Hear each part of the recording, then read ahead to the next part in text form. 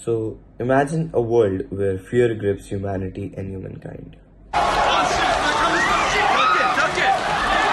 Not because of natural disasters, but due to deliberate acts of violence.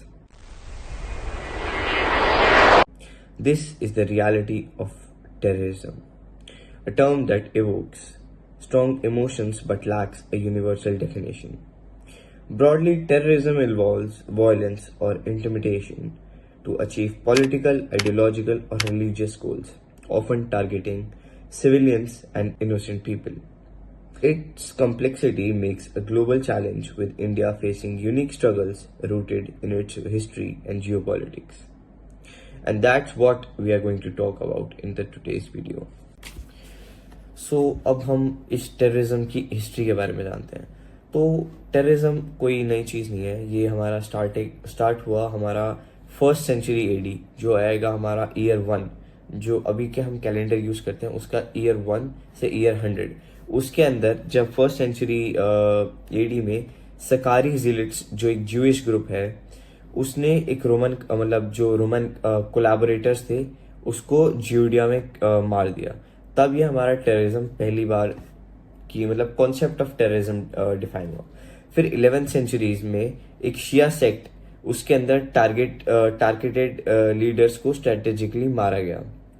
तो उसके बाद जो टर्म टेररिज्म है वो फ्रेंच रेवोल्यूशन के रेन ऑफ टेरर, जो 1793 और 1794 में सामने आया, जब गवर्नमेंट ने कई सारे बेगुनाह लोगों को और जो प्रोटेस्टर्स हैं उनकी जान ले ली।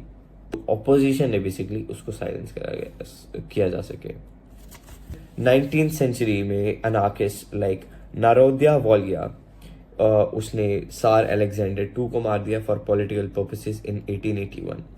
उसके बाद 20th सेंचुरी में कई सारे नेशनलिस्ट मूवमेंट्स आए, जैसे Iran 1946 bombing in Jerusalem, and religious extremist like al Qaeda जैसे ग्रुप हो गए। उन लोगों ने जैसे 2001 के सितंबर 11 को, जो उसको हम फॉर्मली 9/11 के अटैक के नाम पे जानते हैं, उसके अंदर करीब 3000 लोगों की जाने गई। और उसके बाद जो इंडिया के अंदर टेररिज्म है वो 1947 के पार्टीशन से स्पार्क हो रहा है, कि उसके बाद 1947 के पार्टीशन के बाद से हमारी जो कम्युनल वायलेंस है वो बढ़ गया है, और जो कश्मीर और मॉडर्न डे के जो एक्ट्स हैं वो बहुत प्रोमिनेंट हो गए 1947 के बाद से। और बेसिकली ये जो हमारा वायलेंस और टेररिज्म है based in India and Pakistan, ये एक बेसिकली पाकिस्तान स्पॉन्सर्ड टेररिज्म है, जो 1980 से मेजरली स्टार्ट हुआ। और ये किसी रिलीजन नहीं बट एक पॉलिटिकल और पार्टीशन के बेसिस पर है, कि अब पाकिस्तान कैसे इंडिया की ज़मीन को पर कब्जा करना चाहता है, कश्मीर पर कब्जा करना चाहता है। तो बेसिकली जो टेररिज्म है ये कोई रिलीजियस बेस्ड मोटिव पे नहीं है, ये एक नेशनैलिटी और पार्टीशन के बेसिस पर है। तो अब हम तरह तरह के टेररिज्म की बात करते हैं, क्योंकि टेररिज्म एक डेफिनेशन तक सीमित नहीं है और एक आइडियोलॉजी तक सीमित नहीं है। तो टेररिज्म भी कई तरह से होता है और कई टाइप्स का होता है। तो पहला टाइप है सेपरेटिस्ट जो लोग होते हैं वो किसी एक फैक्टर को ले लेते हैं, जैसे एथनिसिटी, रिलीजन या जेंडर। उस बेसिस पर उन्हें एक सेपरेट स्टेट की डिमांड होती है, उसको प्रमोट करने के लिए वो टेररिज्म का यूज करते हैं। और इसका जो एग्जाम्पल है वो है United Liberation Front of Assam, ULFA। Then उसके बाद रिलीजन के बेसिस पे जो टेररिज्म होता है, जो जैसे अब फॉल्स फेथ और एजेंडाज होते हैं रिलीजन बेस्ड, कि लाइक किसी को अपना रिलीजियस मोटिव निकालना है, किसी रिलीजन को प्रमोट करना है या डिमोट करना है, तो उन सारे बेसिस पर रिलीजन बेस्ड टेररिज्म अपने रूट्स जमाता है।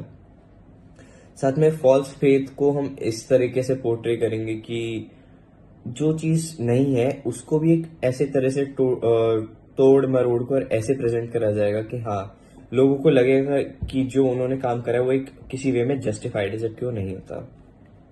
इसके लिए जो लश्कर तैयबा या सिख एक्सट्रीमिस्ट जो 1980s के थे, उन दोनों का हम एग्जांपल ले सकते हैं।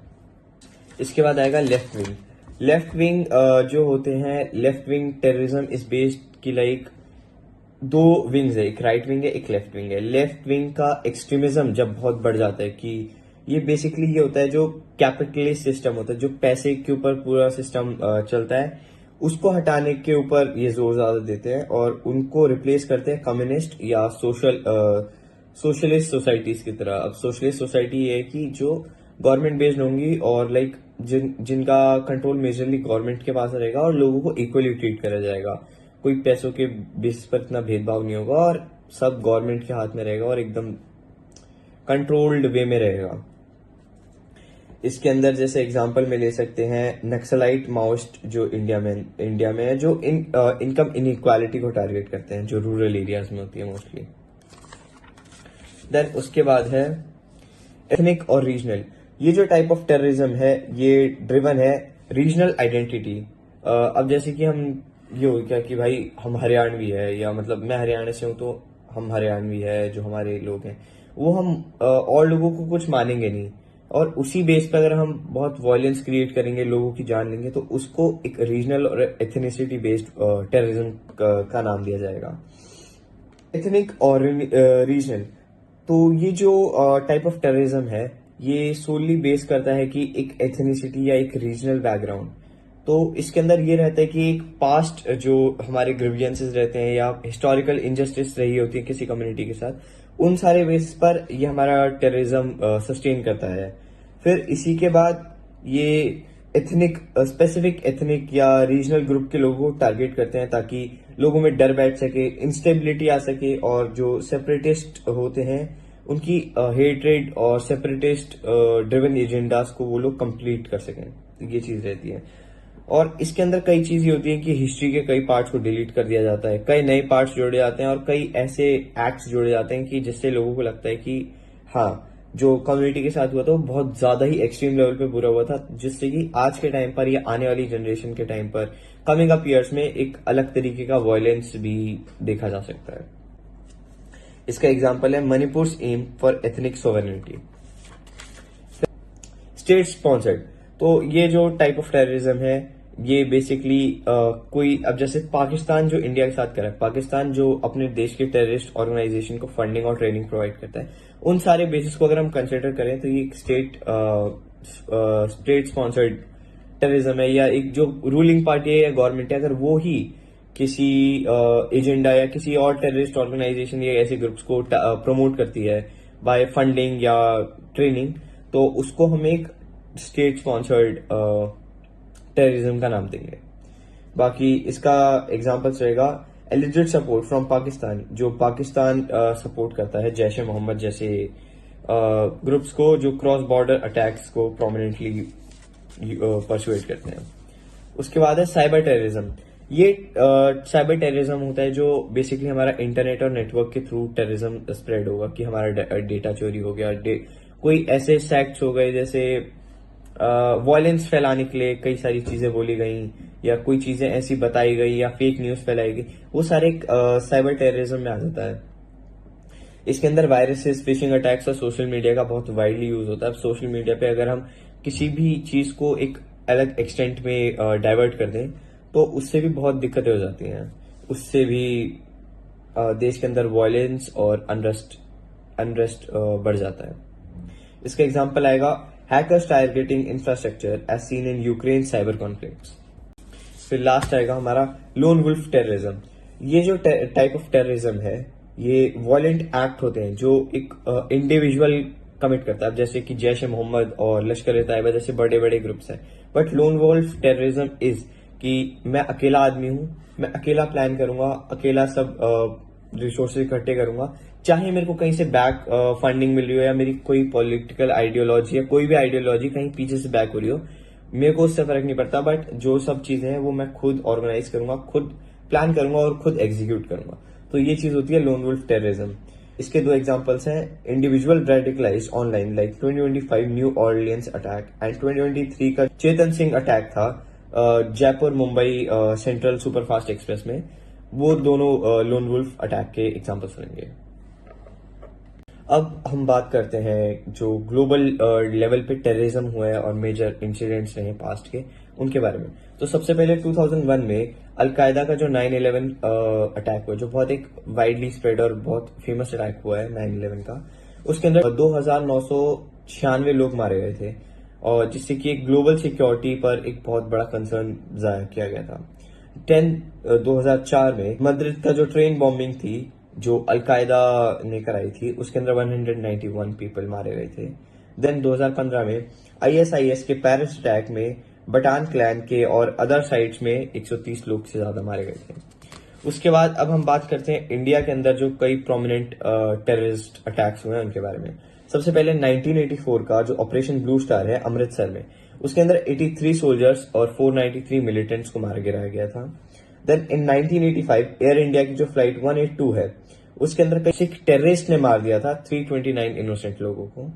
फिर उसके बाद 1993 जो बॉम्बे बॉम्बिंग्स थी, उसके अंदर जो अंडरवर्ल्ड के अंदर जो लिंक थी, अंडरवर्ल्ड से लिंक थी, उसके अंदर 257 लोगों को 257 लोगों को मार दिया गया था, जो रिटेलिएशन हुई थी बाबरी मस्जिद डिमोलिशन के टाइम पर, उससे रिलेटेड। उसके बाद 2008 में लश्कर तैयबा का जो मुंबई अटैक था, उसके अंदर 166 लोग मारे गए थे अक्रॉस मल्टीपल साइट्स। और फिर 2023 में कलमसी ब्लास्ट जो केरला में हुआ था, उसके अंदर 8 लोग मारे गए थे। एंड 2025 में जो रिसेंट था पहलगाम अटैक, उसके अंदर 26 लोग मारे गए थे। ये सारे अटैक्स जो है टेररिज्म के, ये एक टैक्टिक्स और एक ग्लोबल रीच को सिग्निफाई कर रहे हैं, तो उसके बारे में और आगे बात करते हैं।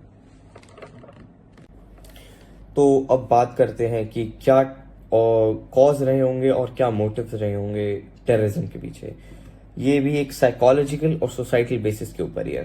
तो पहला है पॉलिटिकल ग्रीवियंसेस एंड रिवेंज, कि एक पॉलिटिकल गुस्सा और एक रिवेंज की भावना, बदले की भावना, तो उसके ऊपर ये चीज एक्ट करती है कि कई जो टेररिस्ट हैं वो एक पॉलिटिकल एंगर के अंदर आके अटैक करते हैं, जब उनकी वॉइस को इग्नोर करा जाता है और जब उनको लगता है कि उन्हीं के अपने लोग किसी एक दुविधा में, एक अटैक में है। तो इसी के लिए एक रमजी यूसुफ जो 1993 के वर्ल्ड ट्रेड सेंटर के अटैक के पीछे था, उसने ये लिखा कि मोटिव था कि यूएस को पनिश करा जाए, क्योंकि यूएस ने इजराइल को सपोर्ट करा था फॉर उसके जो एक्शन से मिडिल ईस्ट के अंदर। To him terrorism was not madness, it was revenge. So दूसरा है रिलीजियस एंड आइडियोलॉजिकल एक्सट्रीमिज्म, जो एक रिलीजन के बेस पर एक एक्सट्रीमिस्ट आइडियोलॉजी बना दी जाती है, उसके ऊपर है कि जो एक्सट्रीम रिलीजियस और आइडियोलॉजिकल बिलीफ्स के ऊपर बात रहती है कि वायलेंस जो सिखाया जाता है वो एक फॉर्म ऑफ वर्शिप है। ये कई सारे उसमें सिखाया जाता है कि उनके अंदर एक वायलेंस की भावना पनपे और वो अपने भगवान के लिए काम कर रहे हैं, ऐसा पोर्ट्रे करा जाता है, जबकि ऐसा नहीं है। एंड जो एक नसीर अब्बास है जो जस्मल्ला इमाया के लीडर थे, उनको लगता था कि वो एक होली वॉर लड़ रहे हैं, जबकि उन्होंने बाद में यही एक्सपोज करा और बताया लोगों को कि ये सब एक ट्विस्टेड आइडियोलॉजी है, एक बना बनाया जाल रचा जा रहा है जिससे कि टेरर जैसी चीज को जस्टिफाई करा जा सके। उनके मुताबिक जो टेररिस्ट हैं और जो इंडिविजुअल्स हैं वो कभी हेटेड और किलिंग के मोटिव के साथ पैदा नहीं होते। उनको बताया जाता है and they are taught to believe that they are the soldiers of God. तो उन बेसिस पर ये सब चीजें आगे चलती हैं। फिर उसके बाद आइडेंटिटी एंड बिलोंगिंग। सो जो टेररिस्ट होते हैं वो फाइटिंग जो मतलब कर रहे हैं वो एनिमीज के खिलाफ नहीं है, वो खुद को ढूंढ रहे हैं उस एक्ट में, क्योंकि उनको लॉस्ट छोड़ दिया गया, उनको धिक्कारा गया, उनको अलग आइसोलेट कर दिया गया। सो एक्सट्रीमिस्ट ग्रुप्स हैं उसमें उन्हें आइडेंटिटी मिलती है, भाईचारा मिलता है और एक मोटिव मिलता है। तो इनकी जो सॉल्यूशंस हैं उनकी हमने आगे बात कर रखी है वैसे। सो ये एक पर्सनल इनसिक्योरिटी होती है जिसको वायलेंस के अंदर कन्वर्ट कर दिया जाता है। इसमें एक ने बोला था, जो एक अनोनिमस इंटरव्यू में बोला गया था, कि उन्होंने एक चीज दे दी कि मेरे को इसके लिए लड़ना है, इसके लिए अपना जीवन व्यतीत करना है। उसके बाद ट्रॉमा और पर्सनल लॉस एक बहुत बड़ा और मेजर रोल प्ले करता है इसी चीज में, कि terror can be response to trauma. जैसे कि पहले पास्ट में कोई ट्रॉमा हुआ हो किसी को, तो एक टेररिज्म के को मोटिव लेकर, बेस बनाकर लोग इसको जस्टिफाई करते हैं कि उनका एक कभी पास्ट में घर तोड़ दिया गया था, और या उनके किसी एक फैमिली मेंबर का मर्डर कर दिया गया था किसी आर्मी या किसी एक ग्रुप के द्वारा, तो उसके अंदर से एक टेररिज्म की भावना जागरूक होती है उनके अंदर। कई सुसाइड बॉम्बर्स होते हैं कि उनको लगता नहीं है कि उनकी फैमिली या उनके अंदर कोई वैल्यू है, तो उनको ऐसा लगता है कि जो टेररिज्म है वो एक उनको एक ताकत देता है, उनको एक वैल्यू देता है कि एक पावर फील करने की। Pain becomes hate and hate becomes a mission. फिर उसके बाद फिफ्थ है मैनिपुलेशन एंड मिस इन्फॉर्मेशन। जो गलत इंफॉर्मेशन फैलाई जाएगी आपस में, उससे एक हेट्रेड जैसी चीज पनपती है। जब सच्चाई को छुपाया जाता है तो झूठ बोले जाते हैं उसके लिए, और लोगों को फंसाया जाता है, ट्रिक करा जाता है। तो यही चीज है। अहमद अल शैया एक यंग सऊदी का इंसान था, वो उसको बोला गया कि वो ह्यूमैनिटेरियन सप्लाईज, मतलब फूड वगैरह और ऐसी चीजें जो ह्यूमैनिटी को सपोर्ट करेगी, सस्टेन करेगी, वो सारी चीजें सप्लाई कर रहा था। जबकि रास्ते में वो ट्रक एक्सप्लोड कर गया, बट ये बच निकले। तो उन्होंने बाद में लोग को वार्न करा कि देयर इज नो जिहाद, वो हम सब टूल्स हैं उन लोगों के लिए जो इन सब वायलेंस को प्रमोट कर रहे हैं। Not all terrorist believe in cause, some are just used. सारे टेररिस्ट एक कॉज में बिलीव नहीं करते, कईयों को बस यूज करा जाता है। तो अब जो टेरर अटैक्स है उनका सोसाइटी पर क्या इम्पैक्ट रहता है? तो जो टेररिज्म जो शब्द है वो लोगों के अंदर डर भी फैलाता है, दुख भी पहुंचाता है, दर्द भी पहुंचाता है, और एक अनसर्टेनिटी, एक अजीब सा डर भी बिठा के रख देता है। और जो टेररिज्म है, इस शब्द का जो इम्पैक्ट है वो न्यूज़ और हेडलाइंस के बहुत पार तक जाता है। जो टेररिज्म है उससे डर फैलता है, और उसी डर की वजह से लोगों के साइकोलॉजिकली इफेक्ट पड़ता है लोगों पर, पॉलिटिकली इफेक्ट पड़ता है, और इकोनॉमिकली इफेक्ट पड़ता है। तो सबसे पहले हम साइकोलॉजिकल इफेक्ट की बात करते हैं। जो मानसिक तनाव और मानसिक इफेक्ट रहेगा, उससे ये रहेगा कि लोगों के अंदर डर बैठ जाता है, और उनका जो डर है वो रोजमर्रा की आदत बन जाती है।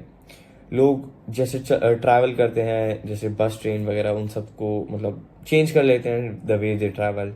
जो जैसे लोग इकट्ठा होते हैं, लोग उसको बदल देते हैं, और जो लोग अपनी ओपिनियंस को एक्सप्रेस करते हैं जिस तरीके से करते हैं, लोग उसको बदल देते हैं।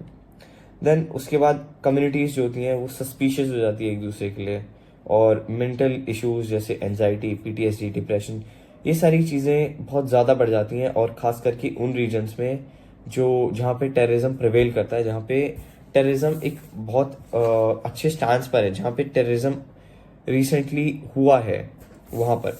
उसके बाद हम सोशल डिवीजन की बात करते हैं, क्योंकि टेररिज्म डिवीजन को ज़्यादा प्रमोट करता है, बिकॉज टेररिज्म से हेट ज़्यादा स्प्रेड होता है, चाहे वो बेसिस ऑफ रिलीजन हो या एथनिक ग्रुप हो। लोगों को एक अनफेयर तरीके से स्टीरियोटाइप कर दिया जाता है, और जो हेट क्राइम होते हैं वो ज़्यादा बढ़ जाते हैं।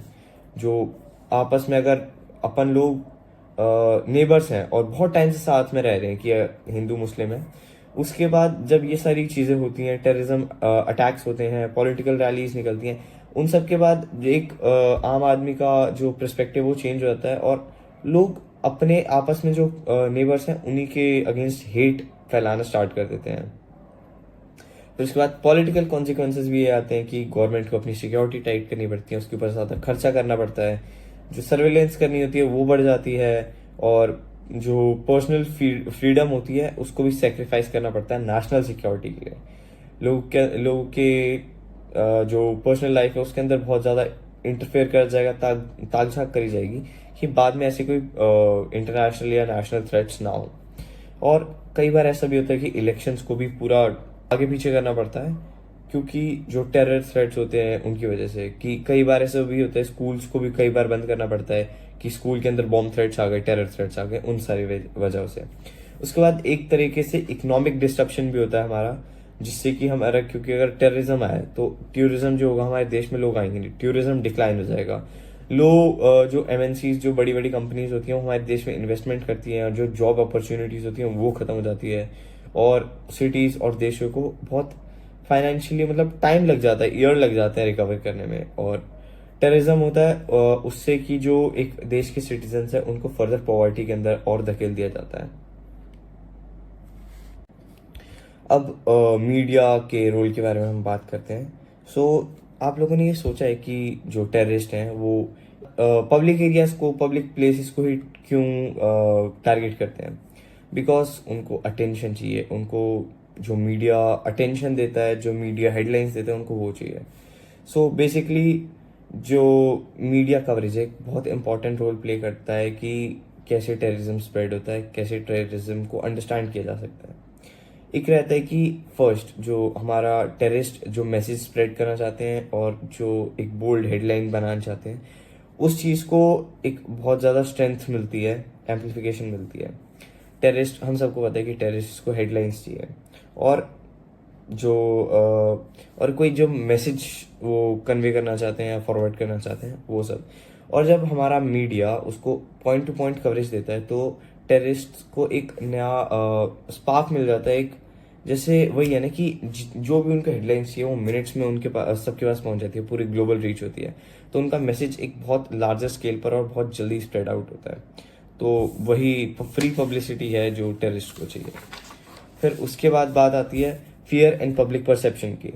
जो मीडिया वाले हैं, जो न्यूज़ चैनल्स हैं, वो पीछे बैकग्राउंड में ऐसे एक्सप्लोजन्स चला रखे हैं, गन शॉट्स चल रहे हैं। तो उन सब चीज़ों से एक पब्लिक में फियर और क्योस जैसी सिचुएशंस पैदा हो जाती हैं और उस फियर से ही लोगों को डिस्ट्रस्ट हो जाता है, स्टीरियोटाइप बनने लग जाते हैं लोग और लोग हेट करना स्टार्ट कर देते हैं। फिर जब मीडिया का ऐसा कोई मोटिव होगा या नहीं होगा वो तो नहीं पता, बट फिर भी एक तरह का फ्यूल की तरह एक्ट करता है कि वो हेट के अंदर ऐसे आग में घी डालने वाली बात है, बेसिकली वही। फिर थर्ड है इन्फॉर्मिंग वर्सेस इंसाइटिंग। सो मतलब मीडिया का रोल एक बहुत ज़्यादा इम्पोर्टेंट रोल तो है ही, क्योंकि उससे जो पब्लिक है, आम लोग हैं, उनको इन्फॉर्मेशन प्रोवाइड होती है और अवेयरनेस फैलाते हैं, अलर्ट करते हैं लोगों को और कनेक्ट करके रखते हैं। और एक गुड जर्नलिज्म है, उसकी हेल्प से जो ट्रूथ है और वो अंडरस्टैंड किया जा सकता है और लोगों को सेफ रखा जा सकता है। फोर्थ है कि हमारी एथिकल रिस्पॉन्सिबिलिटी। सो जो मीडिया आउटलेट्स हैं उनको टफ क्वेश्चंस खुद से और सामने वाले से पूछने की ज़रूरत है कि जो हम चीज़ स्प्रेड आउट कर रहे हैं, क्या वो इंफॉर्मेशन है या सेंसेशनलाइजेशन है? क्या हम पब्लिक को प्रोटेक्ट कर रहे हैं या हम टेररिस्ट को हेट और जो उनके मोटिव्स है वो फुलफिल करने में हेल्प कर रहे हैं? सो जो टेररिज्म है इन द एंड वो डर पे पलता है। तो मीडिया एक बहुत ही बड़े लाउड स्पीकर की तरह काम करती है, जो भी उनको कन्वे, जो टेररिस्ट को कन्वे करना है उसके लिए।